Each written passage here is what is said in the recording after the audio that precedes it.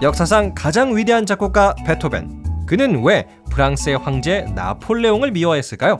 지금부터 함께 알아가 보시죠. 안녕하세요, 딩몬입니다. 여러분 잘 지내셨죠?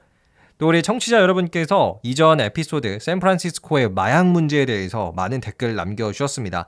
BTS를 좋아하는 초딩님께서는 마약이 이 세상에서 사라졌으면 좋겠다라는 댓글 남겨주셨고요. 또 제이님께서는 학생들에게 마약에 관한 교육이 필요해 보인다라는 댓글 남겨주셨네요. 맞아요. 요즘 샌프란시스코의 마약거리 이런 상황도 그렇고요. 지금 우리나라에서도 마약이 참 문제가 되는 것 같아요. 하루빨리 이거 다 해결되기를 바라고요. 자, 그럼 오늘의 이야기로 이제 넘어가 보겠습니다. 자, 제가 오늘 들려드릴 이야기는요. 정말 제가 근래에 소개시켜드린 이야기, 역사 이야기들 중에서 가장 신기한 이야기였어요. 개인적으로. 저도 이 역사적인 사실을 알아가면서 야, 이 사람이랑 이 사람이 같은 시대였구나 싶었던 이야기였는데요. 바로 이 신기한 이야기의 주인공은 나폴레옹과 베토벤입니다. 여러분, 나폴레옹이랑 베토벤은 한 살 차이고요. 나폴레옹은 1769년, 베토벤은 1770년에 태어났어요. 그래서 같은 시대를 살았던 위인들입니다. 먼저 나폴레옹, 여러분 너무나도 잘 아시겠지만 프랑스를 대표하는 위인 중에 하나로 1800년대 초에 프랑스 황제를 했던 사람이고요. 프랑스를 엄청나게 강인한 나라, 전 세계 탑 클래스로 올려놨던 아주 위대한 지도자예요. 자, 그리고 베토벤, 이분도 너무 유명하죠. 베토벤은 1770년에 태어난 오스트리아 및 독일의 작곡가입니다. 여러분, 나폴레옹과 베토벤, 이 두 명의 업적이라고 해야 될까요? 이게 너무나도 유명하죠. 그런데 특히 이 둘의 관계가 또 재밌습니다. 어떻게 보면 베토벤이 나폴레옹을 굉장히 좋아하는 팬이었다가 갑자기 안티팬으로 돌변해버리는 사건이 있었어요. 나폴레옹 미워! 이렇게 된 거죠. 과연 이들은 왜 악연이 되는 건지 지금부터 제가 소개를 해드리도록 할게요. 오늘도 끝까지 함께 하셔서 베토벤과 나폴레옹의 숨은 이야기 꼭 알아가시기를 바랍니다. 바로 시작할게요. 자, 먼저 이 두 남자의 스토리를 제대로 알기 위해서는요, 1700년대 말 이 프랑스의 상황을 좀 알고 계실 필요가 있어요. 여러분 혹시 그 프랑스 혁명 기억하시나요? 자유, 평등, 박애를 외치면서 국민이 주인인 세상을 만들겠다 라고 했던 게 프랑스 혁명이었잖아요. 이게 일어났던 시기가 1789년입니다. 자, 그런데 여기서 우리가 오해를 하고 있으면 안 되는 게요. 이 프랑스 혁명이 성공을 해서 평화의 시대가 찾아온 게 아니에요. 어떻게 보면은 이 혁명의 이전보다 이후가 더 프랑스는 살기가 힘들어졌다. 이렇게도 보여집니다. 너무 과격한 혁명을 주장해가지고 생긴 문제들도 있었고요. 의견이 조금만 다르면 바로 목을 잘라버리는 잔인한 사형을 집행을 했던 게 혁명 이후의 프랑스의 어지러운 사회였어요. 그런데 여기서 더 큰 문제는 뭐였냐면요. 이렇게 프랑스가 내부적으로 약해지다 보니까 외국 군대들이 프랑스를 막 공격하는 거예요. 야, 이때다. 지금이야말로 프랑스를 무너뜨릴 때다. 하면서 공격을 한 거죠. 그런데요. 이때 외국의 군대를 물리치고 100이면 100 프랑스에게 승리를 가져다주는 장군이 등장을 합니다. 그게 나폴레옹이에요. 나폴레옹 보나파르트. 그는 원래 프랑스의 군인 출신이었어요. 포병 장교였는데요. 대포하는 사람. 근데 이분이 군사적인 그 스킬, 그러니까 리더십, 전략 이런 게 너무나도 뛰어난 거예요. 그래서 전쟁에 나가기만 하면 다 이겨버리는 거예요. 그러면 프랑스 국민들이 이 나폴레옹을 얼마나 좋아했겠어요. 막 사회가 어지러우면 영웅을 찾는 법 아니겠습니까? 그래가지고 이 나폴레옹이 계속 승리를 하니까 나폴레옹은 전 국민적인 지지를 받아요. 프랑스 국민들한테. 그래서 나폴레옹이 어떻게 하냐면요.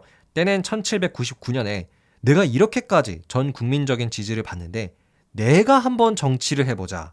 프랑스를 이끌어보자 하면서 군사 쿠데타를 일으킵니다. 그리고 나서 나폴레옹이 이 프랑스의 지도자 자리에 앉아요. 자, 근데 여기서 나폴레옹의 멋진 포인트, 좀 다른 지도자들이랑 다른 게 있었어요. 나폴레옹은요, 본인이 왕이다 혹은 황제다 이런 명칭을 처음에는 쓰질 않았어요. 본인을 그냥 제1집정 이런 표현만 썼습니다. 집정 이런 표현은 예전 로마 시대 때부터 있었던 일종의 정치적인 제도라고 생각하시면 될 것 같은데요. 왕이나 황제라기보다는 그저 정치인 혹은 뭐 총리에 가깝다고 보시면 될 것 같아요. 자, 나폴레옹의 이러한 행동 잘한 걸까요? 나 나폴레옹은 황제가 아니다. 국민들의 지도자다. 이거 꽤나 멋지지 않나요? 이 당시가 1800년대, 아직도 여러 나라에 왕이랑 황제가 있었던 때였던 걸 감안하면은 굉장히 깨어있다라고 볼 수 있는 나폴레옹의 행동이었습니다. 그래서 실제로도 많은 프랑스인 그리고 유럽인들한테도 지지를 받아요. 왜냐하면 우리나라 황제는 그냥 혈통만 믿고 계속 엄청난 권력을 누리는 왕을 하는데 나폴레옹은 실력으로 지도자 자리에 갔고 또 본인을 국민들의 지도자라고 하는구나. 뭐 이랬으니까요. 자, 이렇게 나폴레옹 너무 멋지다라고 생각하는 사람들이 많았는데요. 대표적인 팬이 베토벤이었습니다. 이미 베토벤은 그 당시에 유명한 작곡가였어요. 전 세계적인 작곡가였지만 이 나폴레옹이 너무나도 멋있는 거예요. 왜냐하면 이 베토벤도 약간 그런 반항적인 뭐 이런 황제의 권한에 대해서 한 사람이 모든 권력을 독차지하는 거에 대해서 좀 반감을 가지고 있는 사람 중에 한 명이었다고 해요. 그러다 보니까 다른 나라 사람이었던 이 베토벤마저도 나폴레옹의 팬이 된 겁니다. 근데 왜 그런 분들 계시잖아요. 연예인을 너무 좋아해서 자기가 직접 그린 그림을 선물해 준다거나 뭐 이렇게 하시는 분들 계시잖아요. 베토벤도 똑같았어요. 근데 베토벤은 워낙 작곡을 잘하니까 아예 나폴레옹을 위한 곡을 쓰는 거예요. 그게 뭐냐면 베토벤 교향곡 제3번 영웅이라는 작품입니다. 자, 잠깐 먼저 들어보시죠.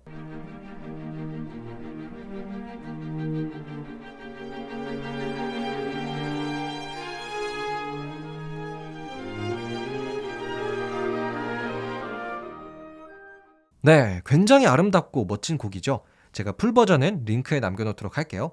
자, 이렇게 베토벤은 나폴레옹을 위한 노래까지 쓰고 이 악보의 첫 페이지에다가는 이렇게 썼습니다. 나폴레옹 보나파르트에게 이 곡을 바친다. 굉장한 영광이죠, 나폴레옹 입장에서도. 그런데 말입니다. 때는 1804년에 나폴레옹이 프랑스의 정치적 지도자가 되고 약 5년 뒤에 이런 일이 벌어져요. 나폴레옹은 이렇게 말했죠. 나는 앞으로 프랑스의 황제다. 자, 나폴레옹이 초창기에는 나는 그저 시민들의, 국민들의 리더야. 이렇게 했잖아요. 근데 시간이 흘러서는 좀 욕심이 생기셨던 건지 스스로가 본인을 황제라 부르기 시작을 했습니다. 그래서 이때 많은 사람들이 실망을 많이 했대요. 초심을 잃었다라고도 보여지는 상황이었고요. 특히 열렬한 팬이었던 베토벤도 많은 실망을 했습니다. 아니, 믿었던 나폴레옹마저 황제의 자리에 스스로 오르다니. 나폴레옹 나빠! 미워! 라면서 원래 악보 그 첫 페이지에 나폴레옹을 위하여 썼다라는 멘트를 써놨었잖아요. 그거를 찢어버리고요. 이렇게 다시 고쳤어요. 위대했던 사람을 추억하기 위한 교향곡. 네, 위대했던 이라는 과거형이 붙었습니다. 그러니까 베토벤이 나폴레옹이 좀 스스로 황제가 되는 것을 보고 많이 실망을 했던 거죠. 자, 어떠세요? 지금까지 베토벤이 나폴레옹을 미워하게 된 그 계기에 대해서 설명을 해드렸는데요. 어떻게 보면 나폴레옹이 권력의 욕심을 드러냈기 때문에 베토벤이 실망을 했다라고 정리를 할 수 있을 것 같습니다. 오늘 제가 지금까지 들려드린 이야기 꼭 한번 또 다른 친구분들에게 소개해보는 시간 가져보셨으면 좋겠고요. 좀 있으면 나폴레옹을 주제로 한 또 영화가 한 편 개봉을 한대요. 그 영화 조커에 나왔던 호아킨 피닉스가 나폴레옹 역할을 맡았습니다. 굉장히 기대가 되는 영화고요. 솔직히 오펜하이머보다는 좀 더 재밌는 영화가 되지 않을까 싶습니다. 자, 그럼 오늘의 이야기는 여기서 마치도록 할게요. 오늘도 함께 해주셔서 감사드리고요. 그리고 여러분이 궁금해요 라고 댓글 남겨주신 것들 제가 잊지 않고 있으니까요. 여러분 하나씩 들려드리도록 할게요. 지금까지 역사와 함께하는 딩몬이었고요. 재밌으셨다면 팔로우 하트 꼭 눌러주시길 바랍니다. 감사합니다. 안녕히 계세요.